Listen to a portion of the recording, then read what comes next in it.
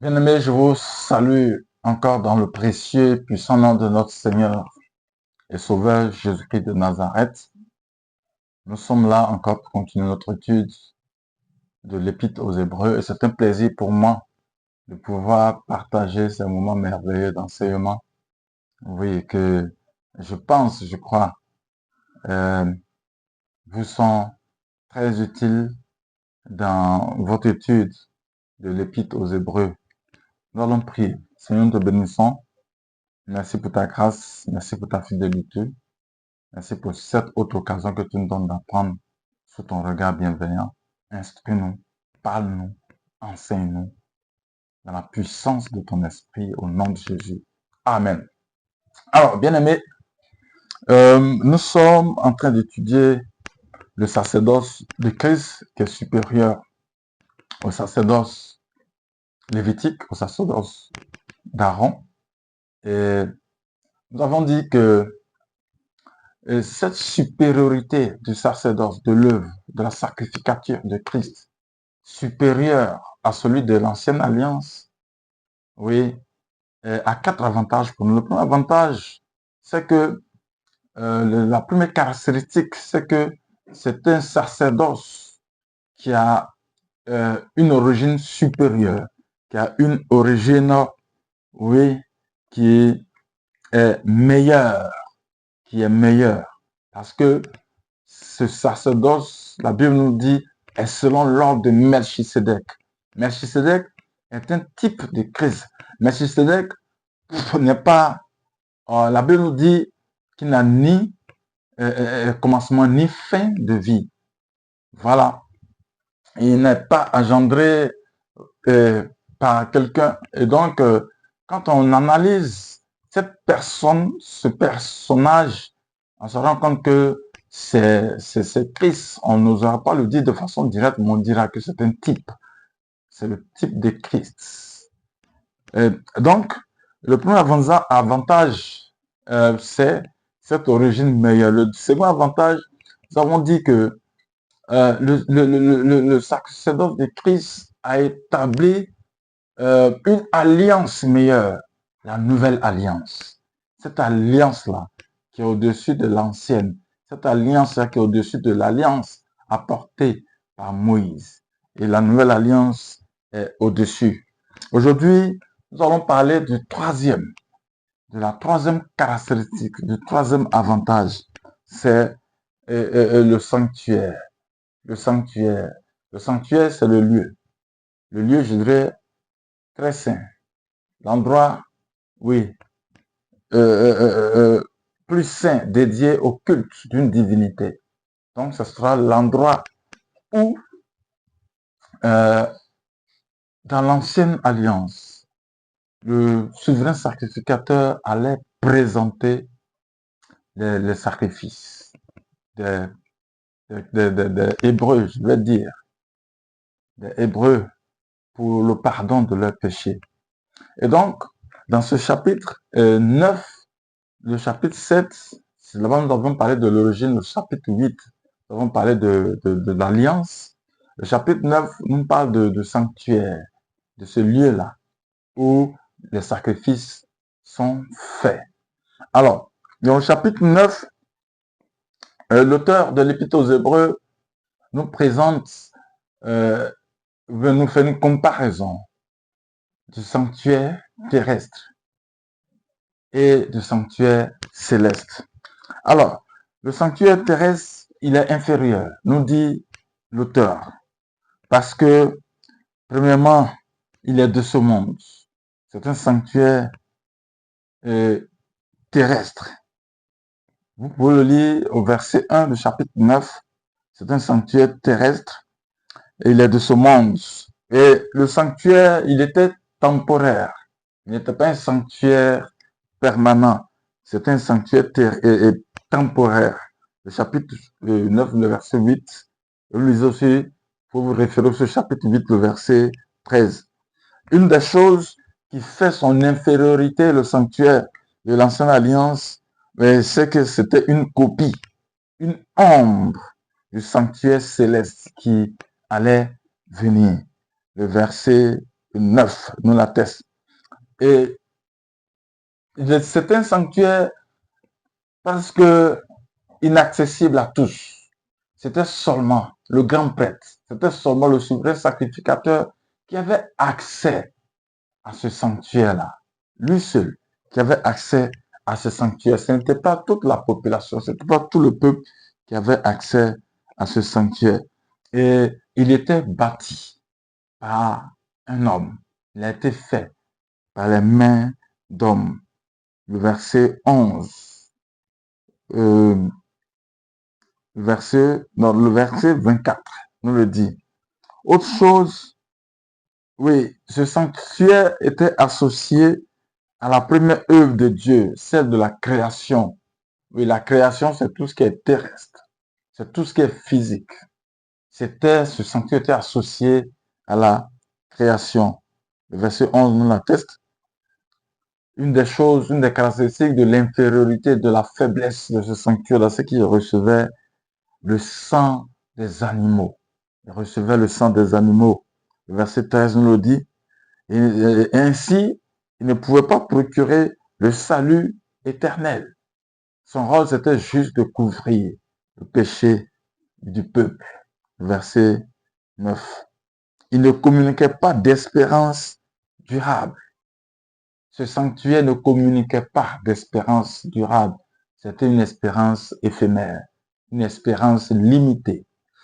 À l'opposé, nous avons le sanctuaire supérieur que Christ a établi par son œuvre. Le sanctuaire, il est céleste. C'est un sanctuaire divin. Ce n'est pas un sanctuaire terrestre. Il est permanent. Il n'est pas limité.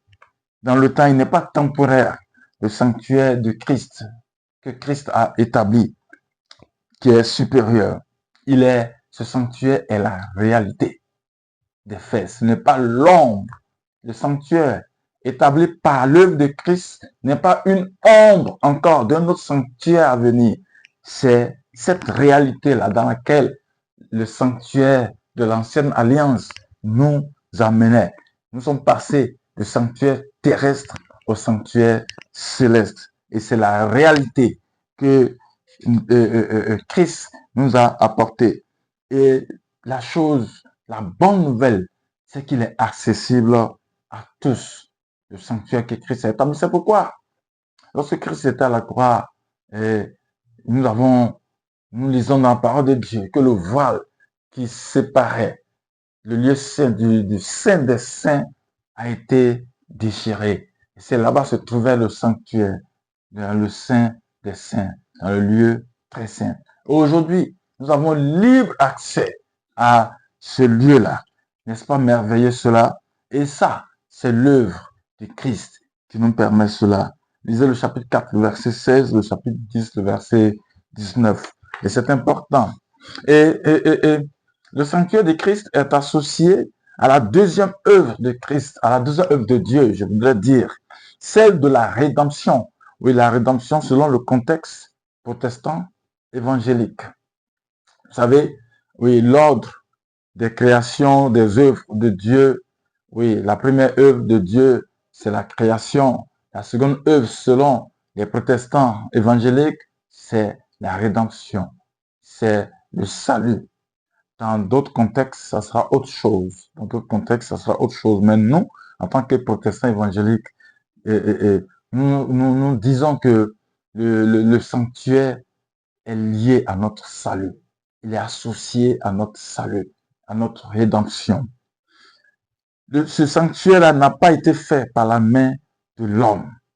Ce n'est pas fait par la main de l'homme. C'est Dieu lui-même qui a établi ce sanctuaire. Parce que c'est un sanctuaire divin. C'est un lieu divin. Il a reçu le sang de Christ. Ce sanctuaire a reçu le sang de Christ. Il n'a pas reçu le sang des animaux. Le sang des animaux est faible pour pouvoir sauver l'homme. Le sang des animaux est limité pour pouvoir sauver l'homme. Mais il fallait un sang puissant, le sang de Christ. Et c'est ce sang-là qui a été versé sur le sanctuaire. Et il est pleinement efficace pour pouvoir procurer le salut éternel. dont nous bénéficions en tant qu'enfants de Dieu. Il comporte une espérance durable, ce sanctuaire-là. Oui, il comporte une espérance durable. Bien aimé, oui, c'est ce sanctuaire-là que Christ nous a ouvert le chemin pour que nous puissions avoir accès libre à ce sanctuaire-là et présenter notre sacrifice à Dieu, présenter notre louange, notre adoration à Dieu. Ne vous laissez pas berner, ne vous laissez pas tromper par, oui, ces personnes-là qui disent que, oui, elles sont celles-là qui peuvent vous amener dans la présence de Dieu. Le sanctuaire de Dieu est libre par l'œuvre de Christ. Qui que tu sois, tu n'es pas forcément obligé d'être serviteur de Dieu. Et les serviteurs de Dieu ne sont pas forcément ceux qui sont les intermédiaires entre Dieu et vous. Le sanctuaire Christ, de par son œuvre à la croix, de par sa mort, de par son sacrifice, nous donne libre accès à la présence de Dieu, au sanctuaire de Dieu. N'est-ce pas merveilleux cela? C'est une bonne nouvelle, je pense. C'est une bonne nouvelle. Bien aimé, nous allons voir maintenant, oui, le sacrifice lui-même. Le sacrifice lui-même qui a été immolé, qui a été, oui, donné sur ce sanctuaire-là. Nous sommes passés, oui, l'auteur de l'Épître aux Hébreux dit que nous sommes passés des agneaux, des animaux à l'agneau. Oui, à l'agneau. Et c'est une très bonne nouvelle pour nous. Nous sommes passés des agneaux, des boucs, des animaux à l'agneau de Dieu. Oui, et c'est le meilleur des sacrifices qui a été donné. Et les sacrifices des animaux ne peuvent pas se comparer, ne peuvent pas égaler le sacrifice, oui, de l'agneau de Dieu. Oui, la nécessité, pourquoi est-ce qu'il fallait l'agneau de Dieu? Tout simplement parce que il est impossible que le sang des taureaux et des boucs ôte les péchés. C'est impossible. Lisons-le dans le chapitre 10, le verset 4. C'était impossible. Oui, parce que ce sacrifice-là couvrait pour un temps le péché, mais il ne pouvait pas purifier l'homme, il ne pouvait pas purifier les péchés. Il ne pouvait pas purifier les péchés. C'est un sacrifice, oui, qui purifie les péchés. C'est en cela que l'agneau de Dieu était valable, était important. C'est en cela que sa nécessité, oui, avait lieu, l'agneau de Dieu. Bien aimé, pourquoi est-ce que c'est un meilleur sacrifice? Parce que, oui, l'agneau de Dieu était un agneau obéissant. De par son obéissance, oui, son sacrifice était le sacrifice parfait. Il est dit, c'est pourquoi, en entrant dans le monde, oui, Christ dit, tu n'as pas voulu ni sacrifice, ni offrande, mais tu m'as formé un corps. Alors, j'ai dit, voici, je viens pour faire, ô Dieu, ta volonté, le chapitre 10, verset 5 et le verset 7. Mais on peut considérer ces paroles-là comme les premières que le Seigneur Jésus ait prononcées en rapport avec son ministère terrestre. Il aurait pu tenir ses propos au moment de quitter le palais céleste pour s'incarner dans la masse informe, oui, de l'humanité, de la chair humaine, dans le sang, dans le sein, je veux dire, de Marie. Oui, Christ a obéi. Et c'est pourquoi il a accepté de s'incarner, de prendre le corps humain et de venir naître au travers d'une femme, d'un être humain. De par son obéissance, son sacrifice est un sacrifice supérieur. C'est un sacrifice supérieur. Le sacrifice de Dieu, le sacrifice de Christ, qui est l'agneau de Dieu, est supérieur à cause des œuvres que cela accomplit. À cause des œuvres que cela accomplit. Premièrement, oui, ça nous donne, ça nous fait entrer dans une rédemption totale. Dans une rédemption totale. La parole de Dieu nous dit, tout sacrificateur se tient à son poste chaque jour pour faire son service et offrir souvent les mêmes sacrifices qui ne peuvent jamais ôter les péchés. Mais lui, Après avoir présenté un seul sacrifice pour les péchés, s'est assis à perpétuité à la droite de Dieu. Et il attend désormais que ses ennemis deviennent son marchepied. Car par une seule offrande, il a rendu parfait à perpétuité ceux qui sont sanctifiés. Le chapitre 10, verset 11, verset 14. Bien-aimés, oui, une fois pour de bon, une fois pour toutes, le sacrifice a accompli, le sacrifice de Christ, oui, a accompli une rédaction, la sanctification de ces enfants que nous sommes. La glorification, notre glorification future vient de ce sacrifice-là.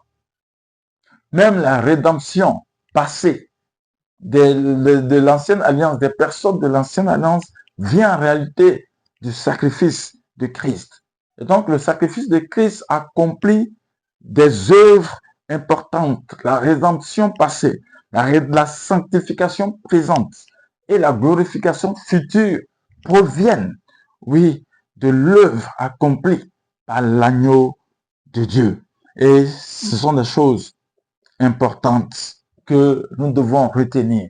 Si aujourd'hui nous pouvons être sanctifiés, si dans le futur nous pouvons être glorifiés, c'est à cause de cette œuvre accomplie, à cause du sacrifice de l'agneau.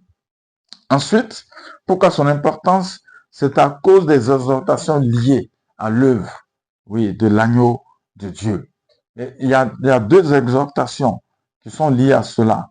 La confiance concernant les péchés. Nous sommes confiants que nos péchés sont pardonnés à cause de l'œuvre accomplie, à cause du sacrifice accompli. Et la parole de Dieu nous dit en Hébreux 10, verset 17, verset 19, verset 22, nous lisons, oui, et je ne me souviendrai plus de leur péché ni de leur iniquité.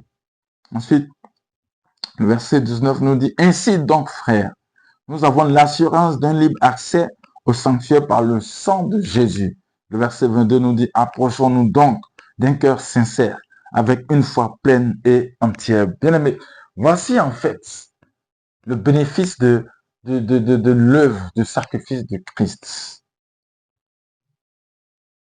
Nos péchés, nous avons cette confiance-là, que nos péchés sont pardonnés.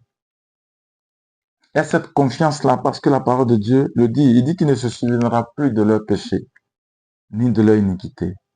Et nous avons libre accès désormais. Et il nous dit, approchons-nous donc d'un cœur sincère avec une foi pleine et entière. Et c'est cela. C'est que l'œuvre de l'agneau de Dieu accomplit. Ensuite, à cause de cette œuvre-là, de l'agneau de Dieu, nous avons des devoirs envers les autres chrétiens. Le croyant, est-ce que le croyant est-il responsable de ses frères? Nous disons oui. La parole de Dieu nous dit, en Hébreux 10, verset 24, verset 25, veillons les uns sur les autres pour nous inciter à l'amour et aux œuvres bonnes. N'abandonnons pas notre assemblée comme c'est la coutume de quelques-uns, mais exhortons-nous mutuellement, et cela d'autant plus que vous voyez le jour s'approcher. Bien-aimés, c'est une exhortation importante. Les devoirs les uns envers les autres, notre devoir envers les autres chrétiens, c'est ce devoir que je suis en train d'accomplir.